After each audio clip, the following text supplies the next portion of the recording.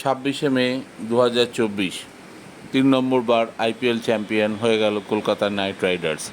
একদিকে যখন সাইক্লোন রেমালকে নিয়ে ভীত সন্ত্রস্ত কলকাতার মানুষ, তখন কয়েক হাজার দূরের শহর চেন্নাইয়ে চিদম্বরম স্টেডিয়ামে তৃতীয়বার ভারত সেরা ট্রফি তুলে নিল কলকাতা। বিপক্ষ হায়দ্রাবাদকে শুধু উড়িয়ে দিল তারা। এদিনও টসে হেরেছিলেন অধিনায়ক শ্রেয়াস আইয়ার, কিন্তু সেটা কোনো ডিফারেন্স ক্রিয়েট করলো না ম্যাচে।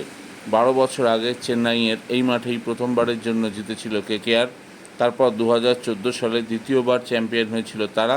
মাঝে 21 সালে ফাইনালে উঠলেও সন্তুষ্ট থাকতে হয়েছিল রানার্স আপ হয়ে। এবার 10 বছরের খরা কাটল।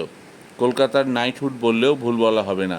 আর 3বার চ্যাম্পিয়ন হওয়ার মধ্যে যার নাম কমন, তিনি হলেন গৌতম গম্ভীর।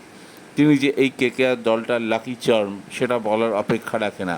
তবে ফাইনালটা যে কেকেআর এরকম ওয়ান সাইডেড জিতবে এবং রোলার চালিয়ে জিতবে, সেটা হয়তো ভাবেননি কেউ।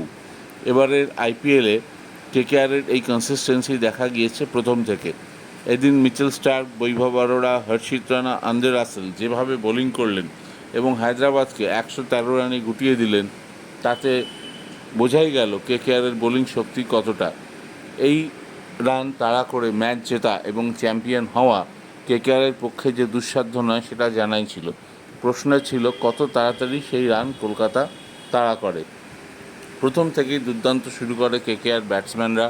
সুনীল নারিন 6 মেরে শুরু করলেও বেশি বড় রান খেলতে পারেননি তিনি। তবে সেটা গুরবাজ এবং ভেঙ্কটেশ আইয়ারকে রুখতে পারেনি। ভেঙ্কটেশ একটা সুপার নক খেললেন, সুপার ডুকার নক, যার কোনো রেমেডি ছিল না বিপক্ষ বোলারদের কাছে। গুরবাজ 39 করে আউট হয়ে গেলেন, কিন্তু বাকি কাজটা করে গেলেন অধিনায়ক শ্রেয়াস আইয়ার।